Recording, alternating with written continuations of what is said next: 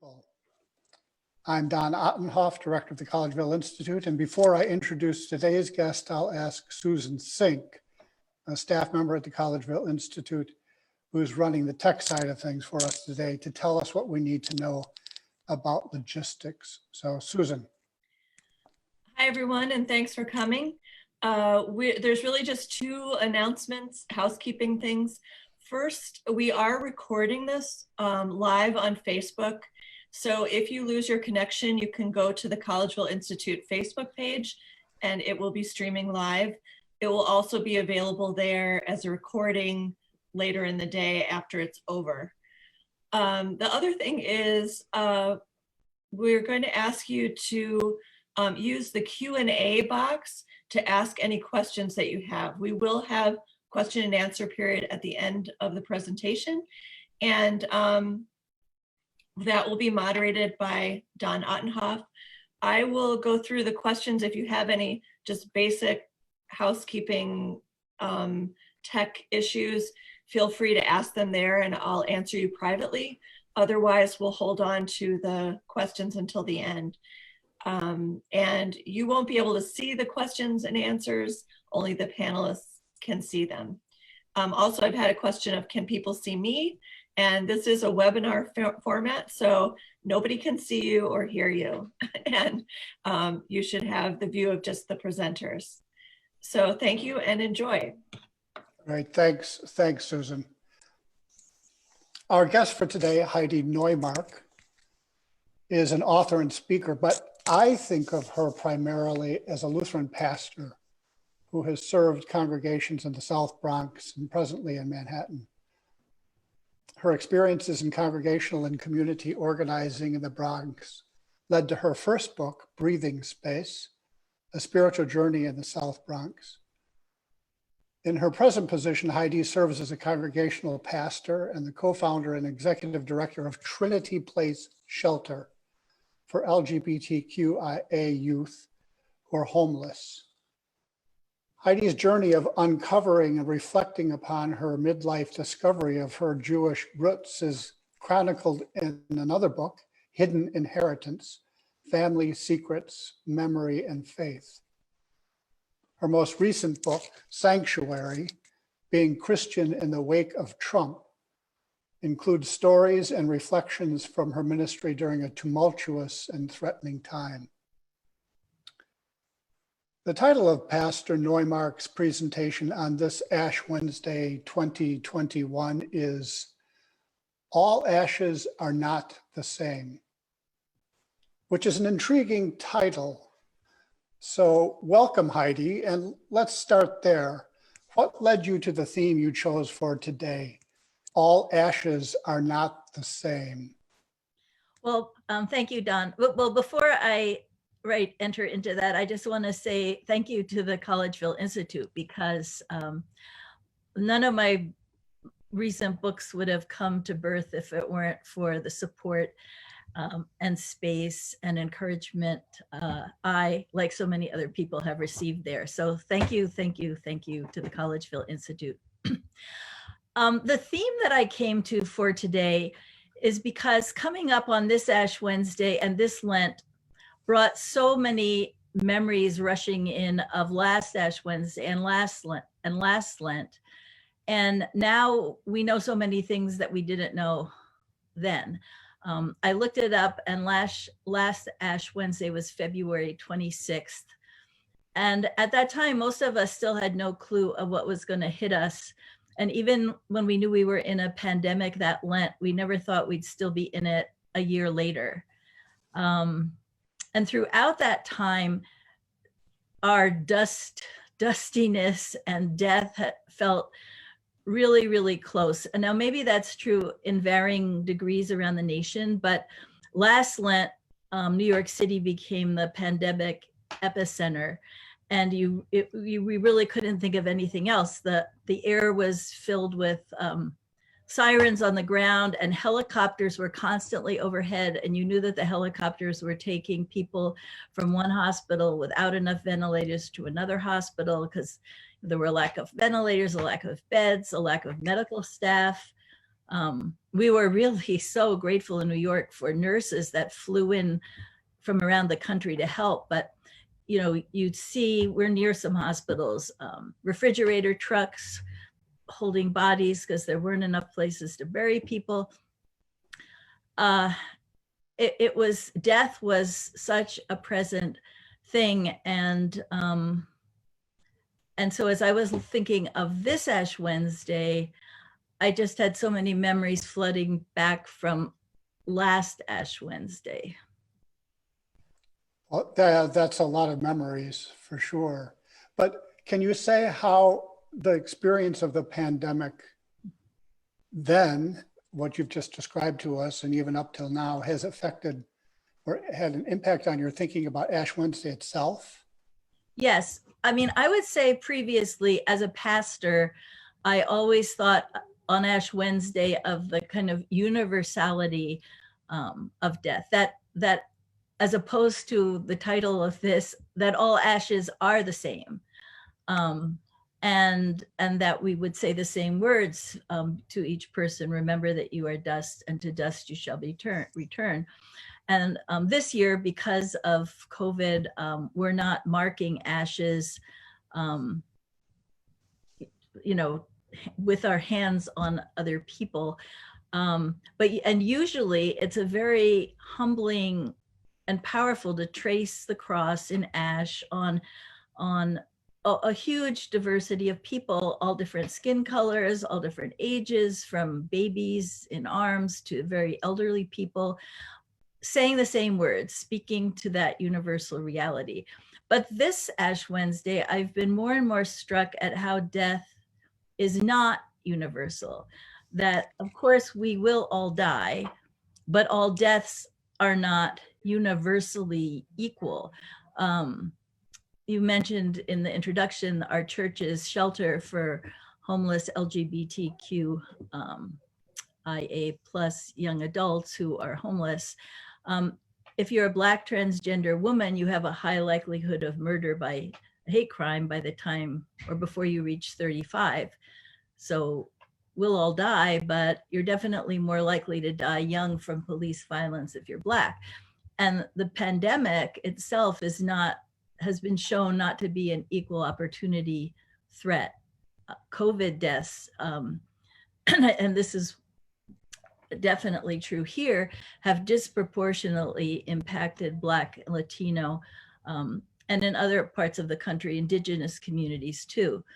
Here, it's easy to see that racism and economic injustice are kind of viral co-conspirators because it leads to overcrowded households, inadequate access to healthcare, air pollution, and for lower income jobs, if someone still has one,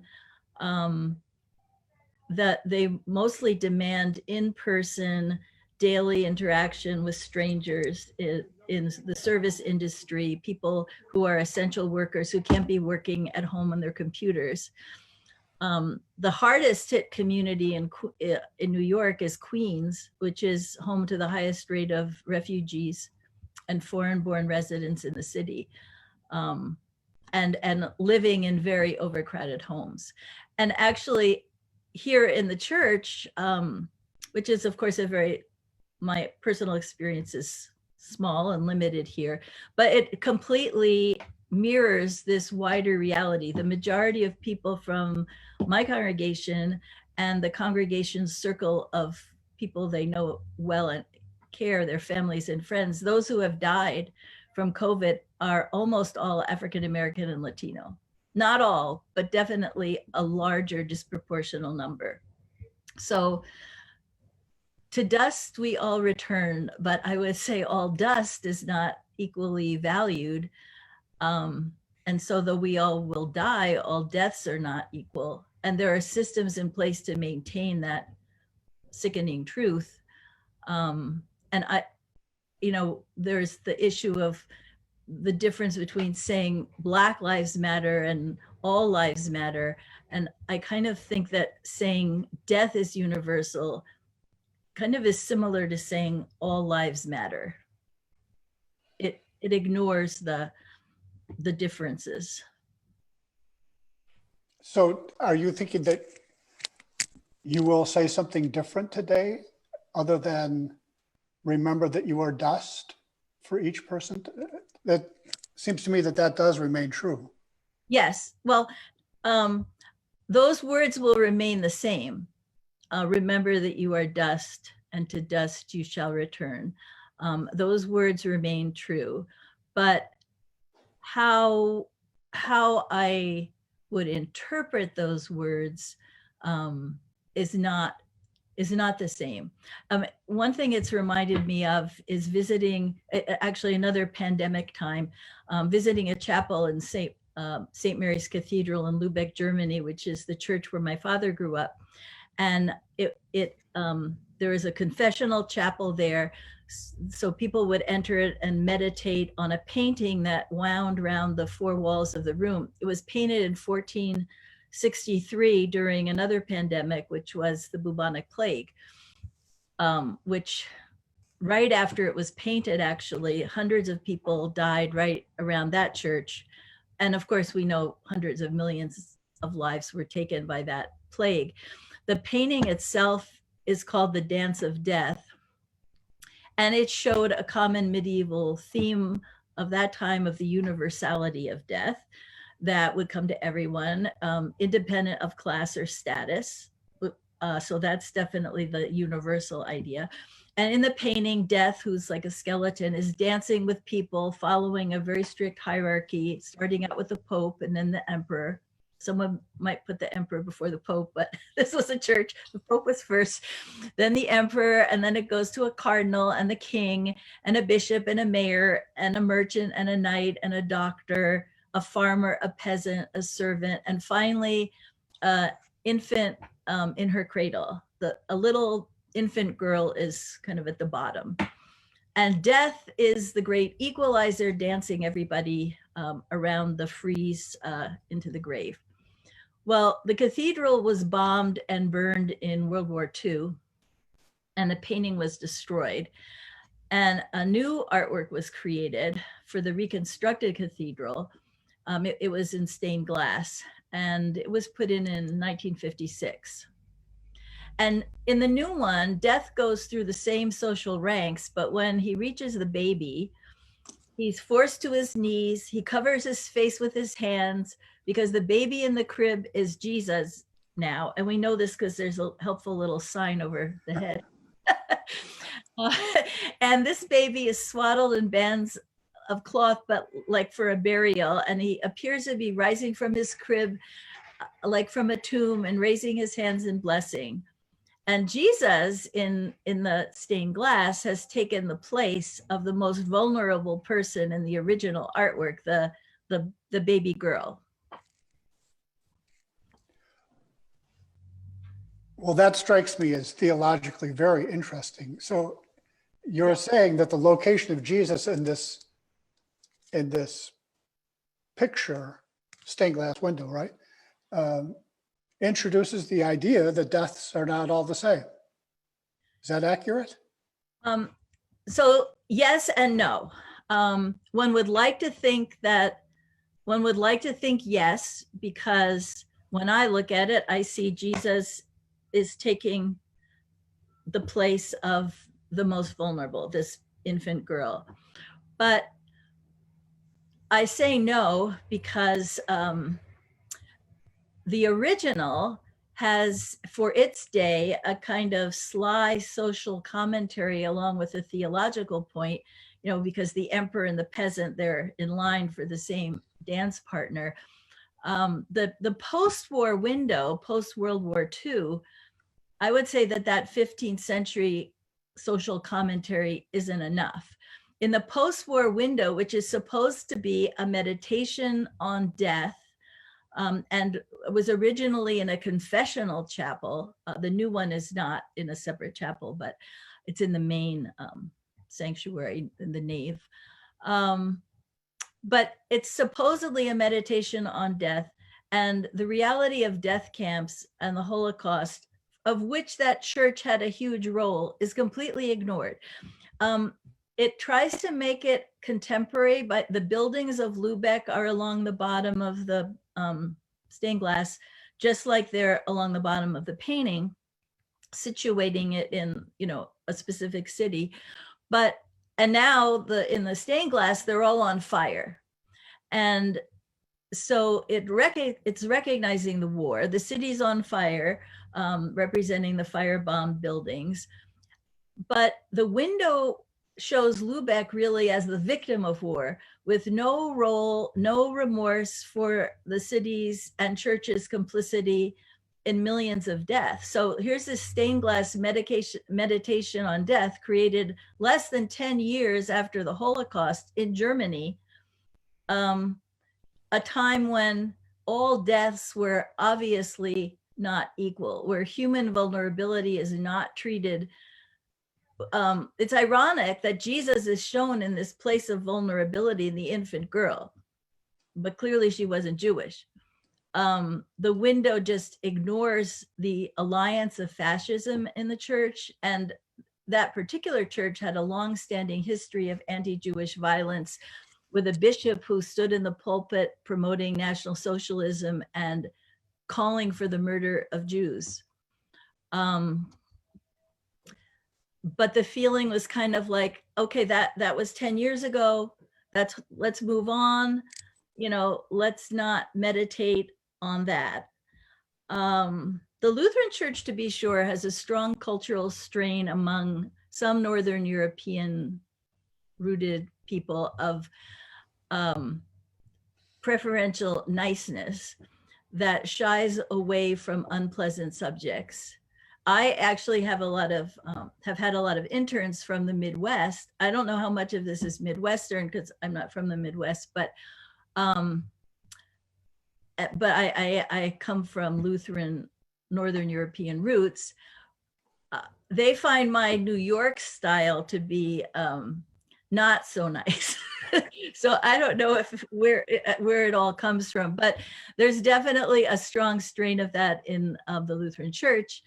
And I think for many church, both here and in Germany, is a place to be calmed and comforted, not agitated. But I mean, the church has been a cradle of violence, and I'm particularly impacted by that. And on Ash Wednesday, knowing that my grandparents were in that church and were taken to death camps, where my grandfather was cremated in a death camp oven. So that, I think of that also. I don't know, this year I'm thinking of it more oddly because of COVID. The last thing I want to say about the stained glass is that it leaves off something the painting had, which was an exhortation to lead a righteous life while time remains. There is a little banner painted that said this. And so it's like, you are dust, to dust you shall return. Make the most of the time you have. Be righteous, be good, reflect on how you're living your life. As the contemporary poet Mary Oliver puts it, what is your plan to do with your one wild and precious life? And I actually this year have mixed feelings about that. Well, at minimum, it seems to me, I would say, on the basis of what you've said, that church in Lubeck did not take Ash Wednesday seriously in the way that kind of is portrayed in this painting. But it is the case. I mean, it seems to me that Ash Wednesday, or Lent as a whole, is a time for deeper reflection on our lives and on what matters. That's the case, isn't it? Yes, but I've come to think about that a little differently this year too. That it's morally good, that the exhortation to make the most of the time we have to live a good life while time remains, it makes sense. And I think that, and I'm one person, and I know many people who, in this time where death has felt so close, people have re-examined their priorities. But I also think that in this time when death feels so close, it can be a kind of extra harsh burden. it can be almost a privileged question for those who are using every bit of energy just literally to survive. And even for those who would normally be considered privileged, who are privileged, have had their lives turned upside down. And I mean, people who are trying to work at home with young children, and some of whom reach the breaking point where they just cannot do both. People who are living alone, which is kind of the opposite. And also I would say, you know, in New York, people are in crowd where even middle-class families, not the poor immigrants in some areas of Queens and also in this area here, but people are living in tiny apartments. You know, we don't have like houses here in Manhattan, and crowded together, it's extremely stressful. And then people who are living alone can become very depressed. Even a friend of mine who was a former intern, actually, who's a wonderful young pastor, she would consider herself somewhat of privilege. She went on vacation recently for a week, and she said that she felt so guilty for watching Netflix and not reading an important book. And it kind of reminded me, my home pastor's father was also a pastor, and he had a saying, which I found very distressing, that the devil doesn't take a vacation, so neither can we. So terrible. So so this harsh, I mean, so we enter into Lent and we're invited, I mean, one of the things to examine our lives, also to repent, which recognizes that we're failing to lead a righteous life in every way. We're not meeting all the shoulds that, you know, maybe we feel God is putting upon us, but also that run like a tape in our own minds. And in that situation, I think, remember that you are dust can be like a warning. You better get it right. You only have one chance. And when people feel overwhelmed and out of control, heaping more expectations on them, I don't know. You know, we all hear we've all heard the, I guess, trope of comforting the afflicted and afflicting the comfortable. But I would really say, I just don't know anybody of any class right now here who's been feeling comfortable since the pandemic began. I'm sure there are New Yorkers who feel very comfortable, but you know, I don't know them. But then I would say that these same words, remember that you are dust, can be words of comfort. Like, don't expect yourself to be perfect. Don't expect yourself to get it right every time. Don't expect yourself to appear that you righteously have it all together. Remember, you're dust, you're fragile, you're vulnerable, you're human. And you know, the word human comes from humus, dust, earth. You're part of the dust. You're not God. You're not all powerful. You're not perfect. But we are all bound together in the dust in terms of God's design, and our common humanity shaped in the dust also indicates how we should shape our lives in connection to the earth and to other people.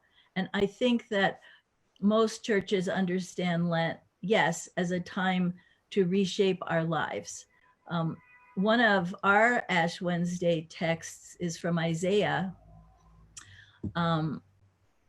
and it speaks of, because of our shared kinship, how we should act. You know, is not this a fast I choose, to loose the bonds of injustice, to let the oppressed go free, to share our bread with the hungry, and not to hide ourselves from our own kin. Isaiah speaks to that kinship that we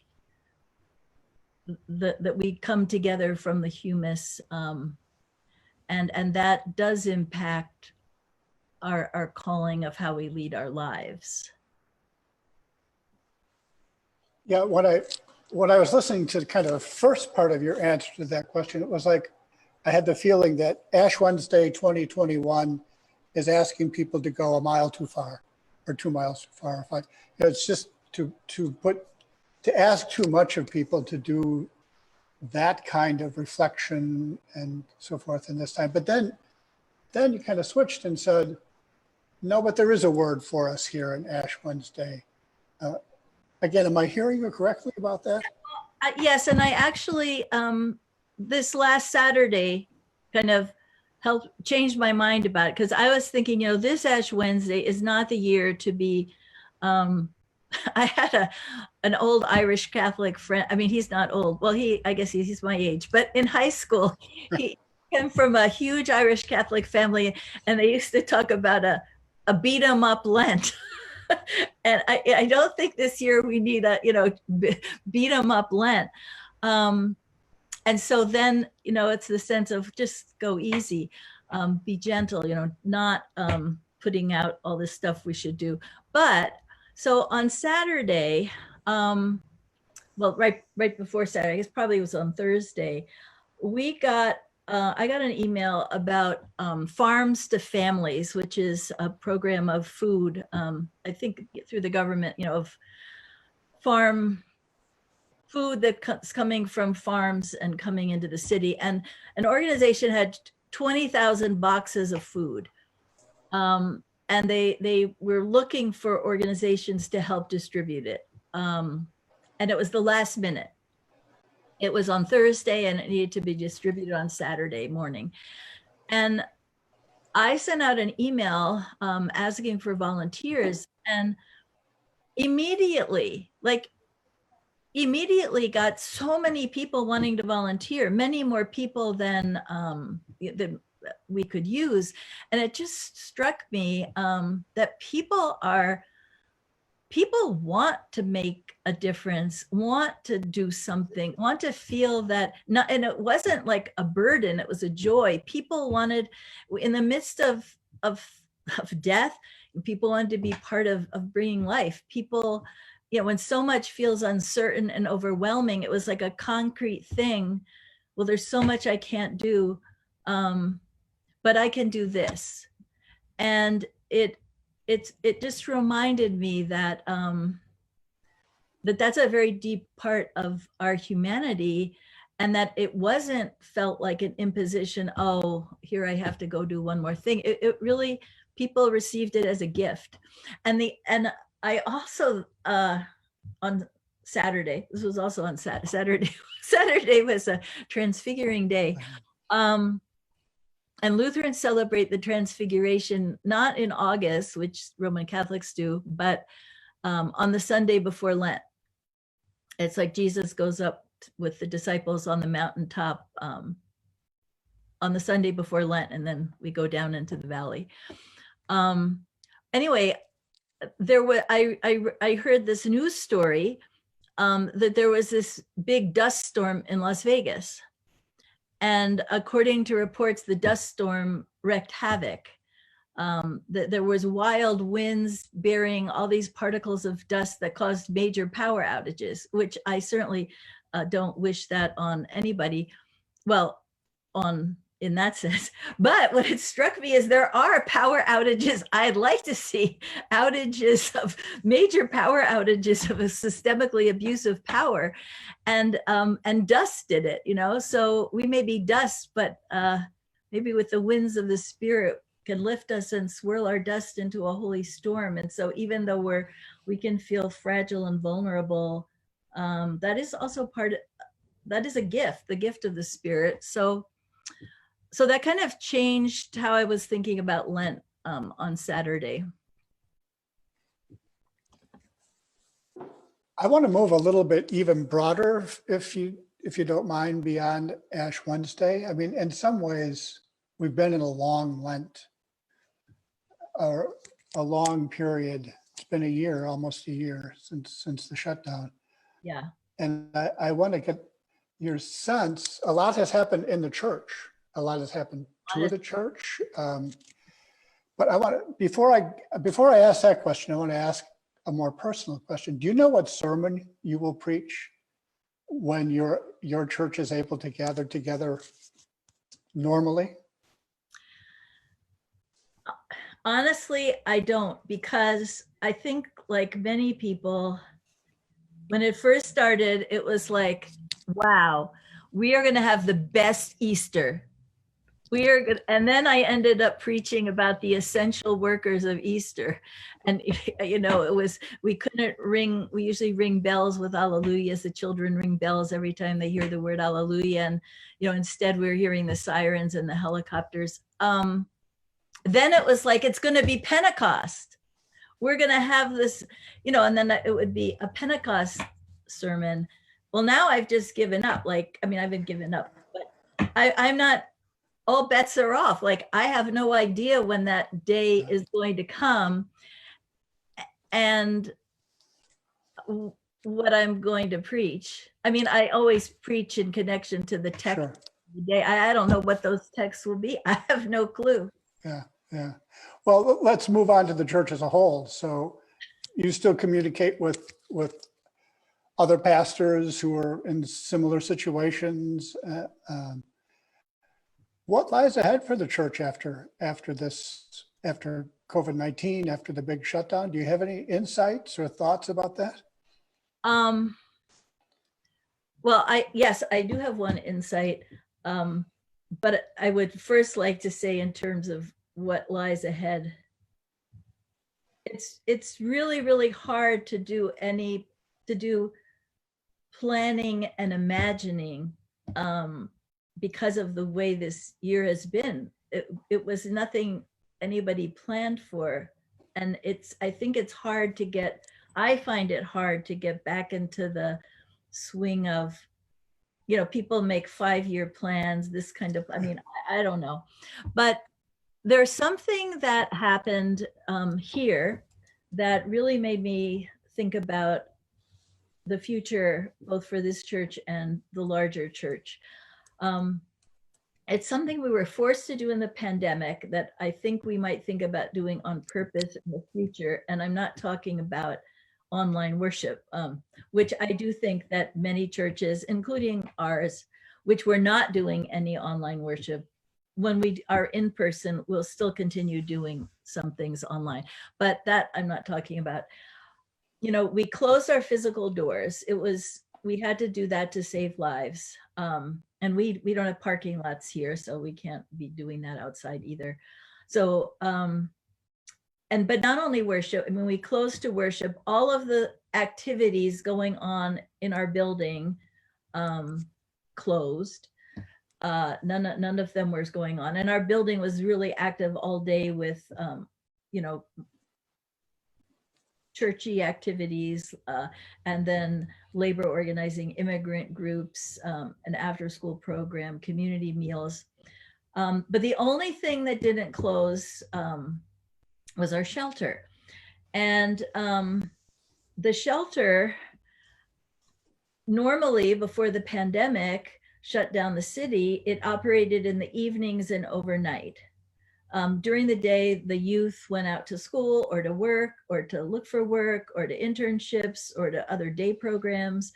And during the day, the church was filled with other activities. It's a shared space. But when COVID hit, not only all the church things closed down, but everything that the youth did during the day closed down, all the other programs they went to.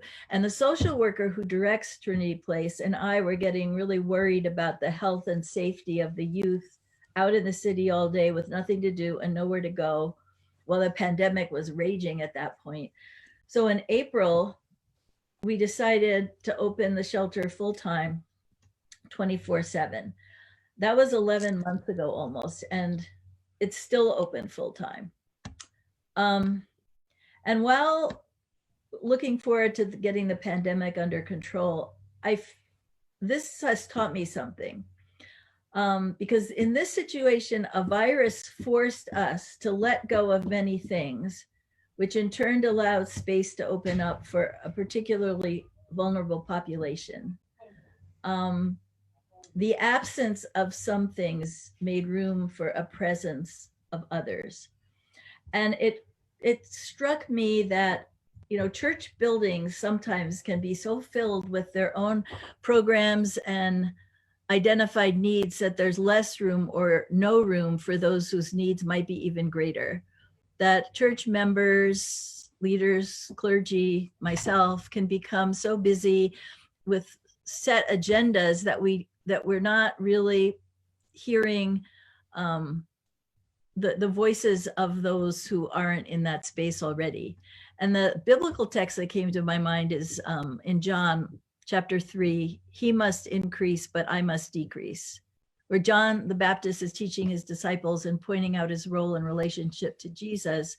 But I would say, in light of this pandemic experience, I think it's a kind of challenge for churches that maybe we will need to do less of some things in order to do more of others, to decrease some things because Jesus, must increase.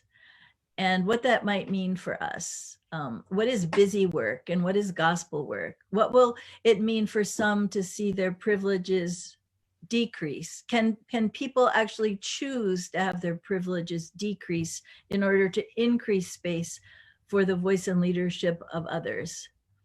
So I've seen in that way how the pandemic can help shift our priorities, did force our priorities shift, but may continue. That experience could help us shift our priorities in life-giving ways and actually align us closer to our calling as the body of Christ.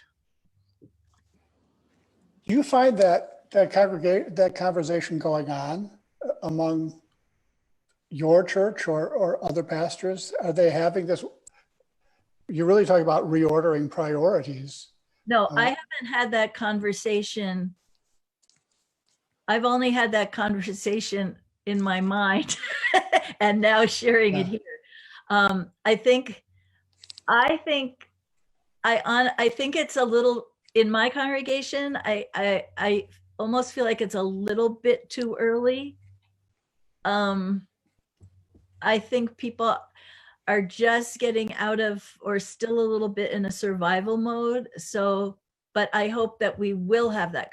I feel like we have to have that conversation. We can't just go back to quote unquote normal. We've had all this time out of normal now to see, okay, normal might be appealing, but there were a lot of problems with normal. How can we make a new normal that's better? We haven't had a conversation though. Yeah. You kind of had that conversation, not with relationship to COVID specifically, but on a political level in your last book. It seems to me that many of the things you're talking about now would follow from that book. That is, we've had a time in which things were not politically normal. Yes. In any stretch of the imagination. And it seems to me you might be saying the same thing. We can't expect to go back to politically normal now. Again, is that an accurate reading of your book? That's an accurate reading of my book, and that would be an accurate reading of my congregation, where people feel more, I would say, more motivated and impassioned than ever to work for change. Yeah, interesting. So we have a few minutes left for questions. I'd like to open it up for questions. Here's one question.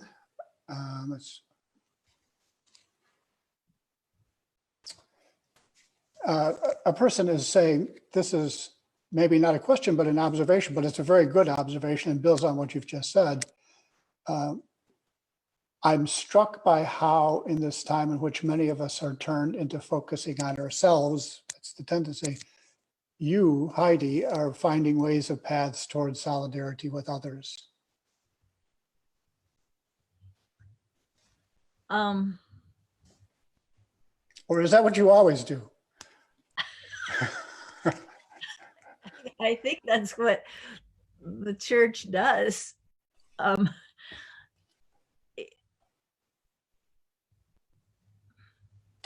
But it is true. I think that what's helpful about what you're saying is, I think over many years and for a long time, Lent and Wednesday can tend to be interpreted in a more individualistic way.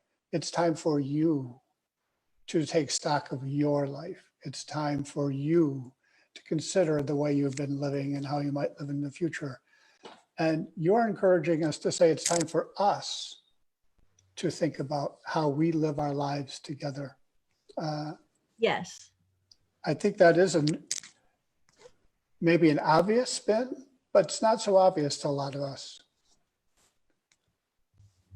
Yeah, I think that's true. It's interesting related. I was talking with our director of music yesterday and about Holy Thursday, because last year we didn't even have Holy Thursday. We had, I mean, we were online, but it was like, well, we can't have communion. What are we even doing on? And I think that we were just so overwhelmed last Holy Week, we didn't do Holy Thursday. And we were talking about it. What are we going to do this year? And Horace Beasley's his name. And he's like, well, what about doing some catechetical reflection on the meaning of Holy Communion? And I think Holy Communion is a sacrament that also can become very individualistic, but really is also about community. So I've been thinking about that, looking at Holy Thursday. Here's another question.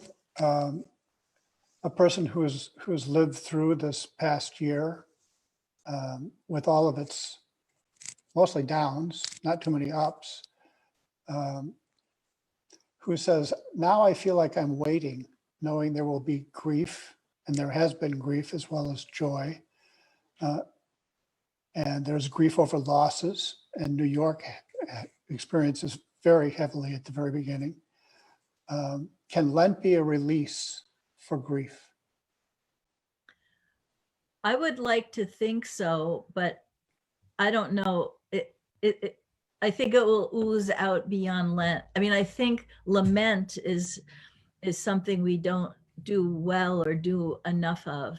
And I think Lent is certainly a good time to do that. Even we used to have, when we used to have We Worship with very young children. And we, in Lent, an artist made 4 signs for different kinds of prayer, but for children, it was very simple, like thank you would be one kind of prayer. Well, one of the prayers, one of the signs says why, which was lament. And I realize, we talk about that more with the children, their whys,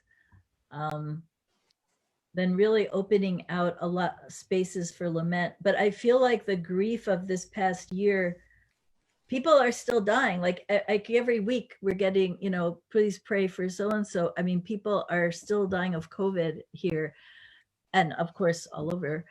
And I don't know how it's all, it's going to be a long process. It's trauma. And I think trauma is going to need many venues for recognizing it. But yes, I think Lent certainly would be a good time. But we're still in the midst of it too. Can you talk a little bit about how you as a pastor dealt with funerals over the past year? It's been a vexing, difficult situation for pastors since COVID. Could you give us some stories, or think about how did you think about it? How did you do it? Well, first, with people who are dying, of course, there is some hospitals have allowed not an end of life visit, but you might as well not be there almost. You're in so many layers of plastic and separating from a person. It's so, but it's everyone's that's going through that. I just did a funeral 2 weeks ago of a young person who had Down syndrome and who had asthma. and he just died of COVID, which was, he actually had an asthma attack that was brought on through the COVID. And, the funeral was on Zoom. And they had a view, it was in a funeral home, and the viewing, they had like a viewing online.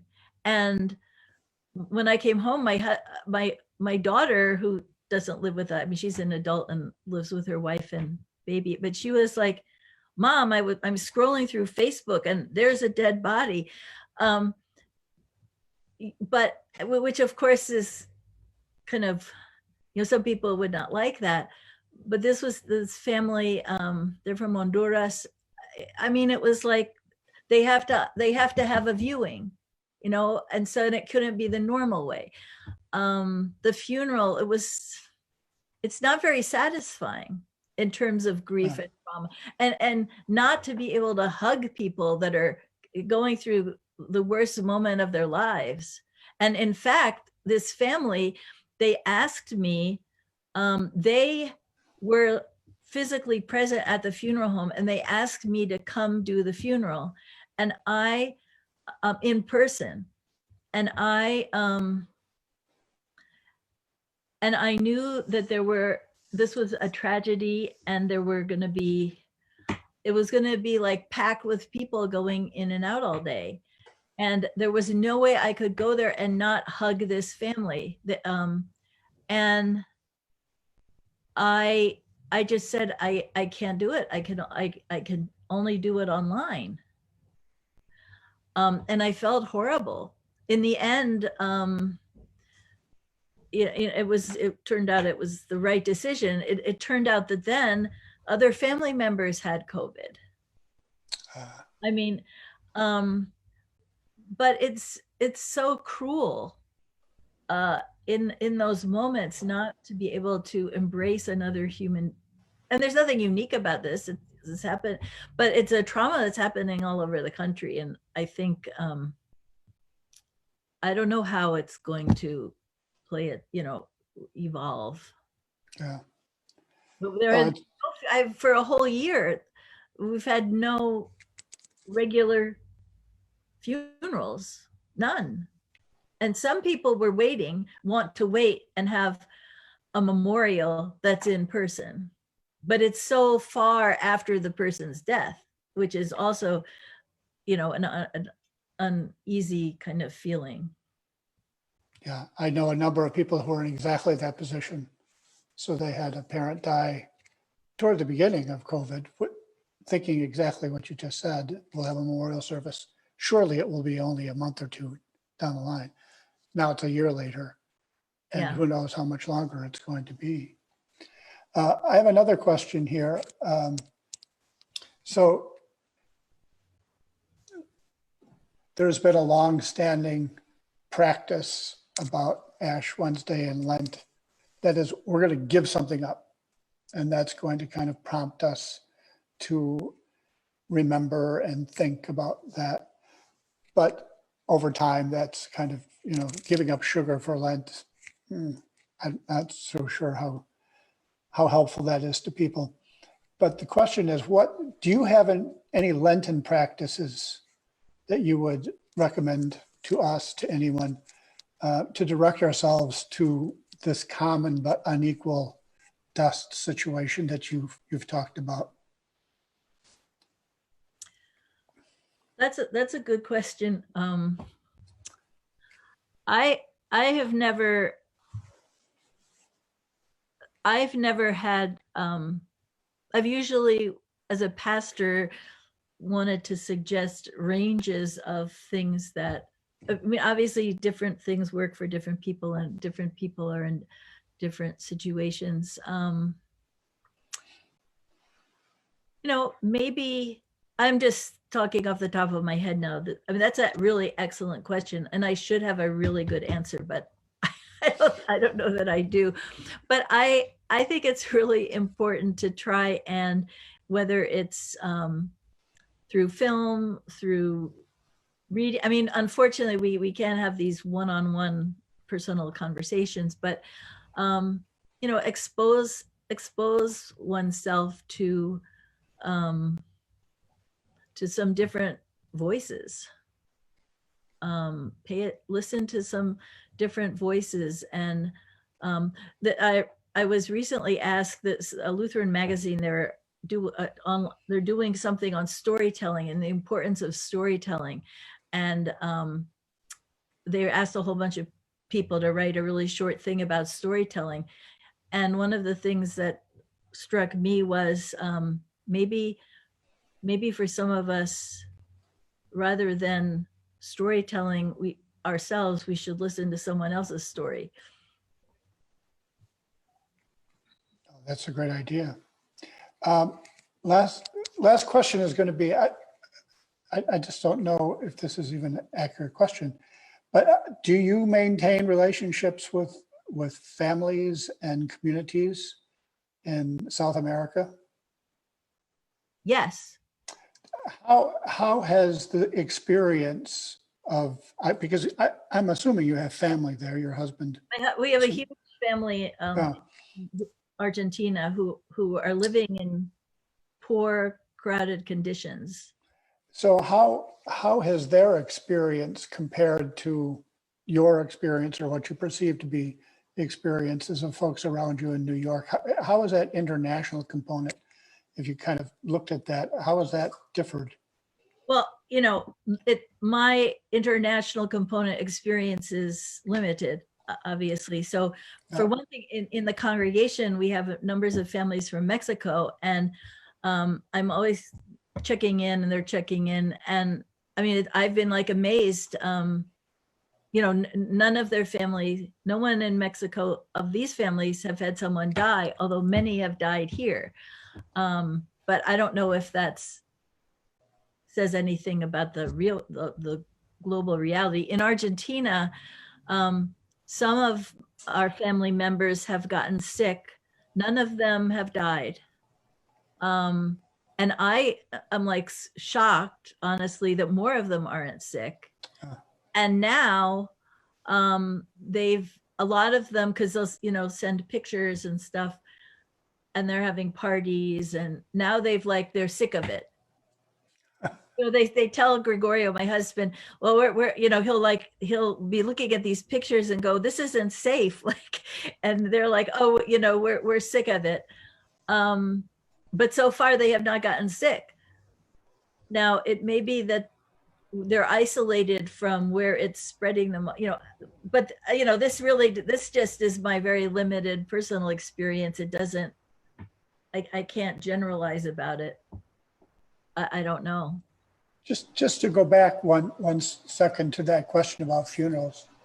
So what were you to be consulting with a family now, would you say, why don't you wait for memorial service, or would you counsel them to proceed with some kind of event now?